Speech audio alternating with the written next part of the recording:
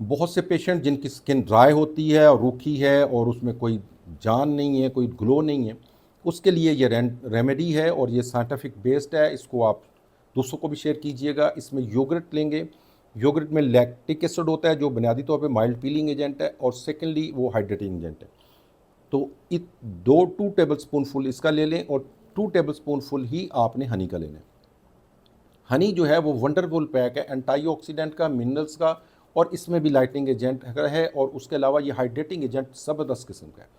ये दोनों चीज़ों को मिला के आप पैर टेस्ट करेंगे, और उसके बाद तकरीबन 20 से 30 मिनट रोज़ाना लगाएंगे, और हफ्ते में 5 रात लगाएं, 2 रोज़ ऑफ कर दें, तो जो आपकी ड्राई स्किन है न सिर्फ वो बहुत बेहतर हो जाती है, बल्कि जो आपके लाइट से स्पॉट्स होते हैं, एक्नी के स्पॉट्स हैं, या मुलाजमा है, या डार्क स्पॉट है, इसमें भी आप इम्प्रूवमेंट देखेंगे तकरीबन 3 से 4 वीक के बाद जाके।